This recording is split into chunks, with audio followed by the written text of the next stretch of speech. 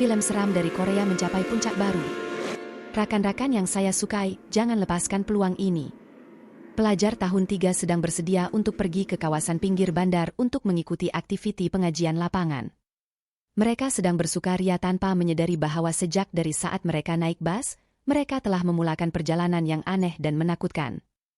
Hampir tengah malam ketika mereka sampai di hotel penginapan, pelajar cemerlang, Wang Shu, tiba-tiba merasakan tempat ini agak dikenali. Setelah dipikirkannya dengan teliti, dia sadar bahwa susunan bilikannya sangat mirip dengan pemandangan yang dia impikan pada siang hari. Dalam mimpinya, dia melihat seorang wanita berambut terurai jatuh ke dalam kolam renang dan kemudian semua rakan sekelasnya berubah menjadi mayat yang berdiri tegak. Pengalaman seram itu masih terpahat jelas dalam ingatannya, tetapi Wang Shu tidak terlalu memikirkannya. Dia kemudian mengikuti rakan-rakannya membawa beg ke dalam hotel. Guru pengiring tergesa-gesa datang dan menegur ketua kelas dan naib ketua kelas untuk menjaga semua orang sebelum dia pergi untuk menjemput pelajar dari kelas yang lain. Pada masa yang sama, beberapa orang mula sadar bahwa tidak ada signal komunikasi di hotel dan rangkaian tanpa wayar turut mengalami gangguan. Tiba-tiba, cahaya di ruang legar menjadi redup. Seorang gadis yang pemalu berteriak keras karena ada sosok manusia berpakaian putih berdiri di tengah-tengah ruang. Seorang pelajar yang mahir dalam sukan langsung melemparkan bola basket ke arahnya, hanya untuk menemui bahwa itu sebenarnya adalah kawan sekelas mereka, Alu, yang menyamar.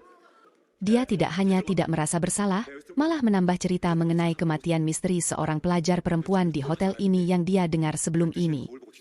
Ketika Alu bercakap, rakan-rakan segera menyela dan meminta dia berhenti berkata-kata palsu.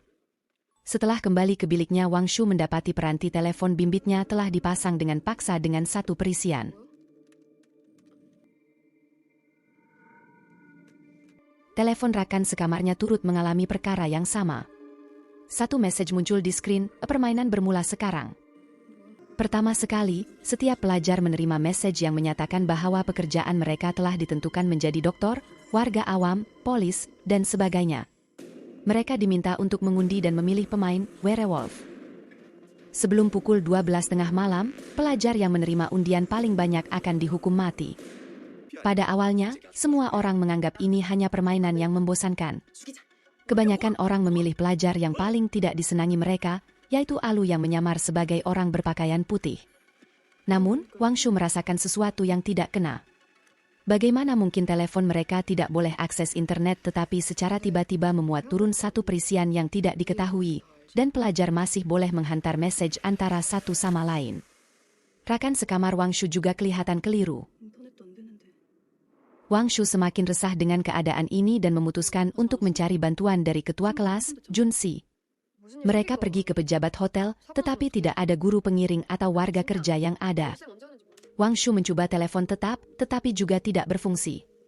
Pada masa yang sama, seorang pelajar ingin mengajak Wang Shu pergi ke kolam renang. Tanpa banyak pemikiran, Wang Shu mengikutinya dan segera menyadari persiapan di situ begitu dikenali. Tiba-tiba, lampu di sekeliling menyala.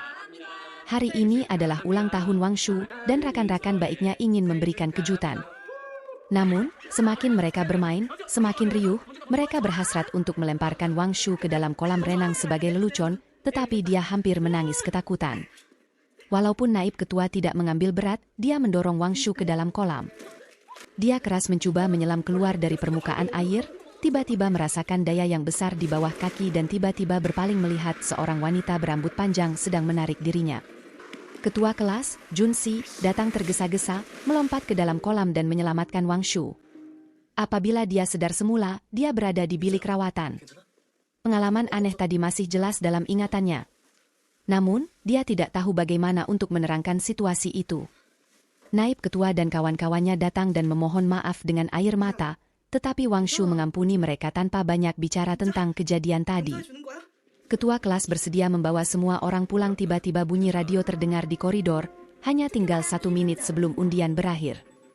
Semua orang cepat-cepat mengambil telepon bimbit mereka dan terkejut melihat hitungan undi muncul di skrin. Seperti yang dijangkakan, pelajar yang paling suka bermain-main, Alu, menerima undi paling tinggi.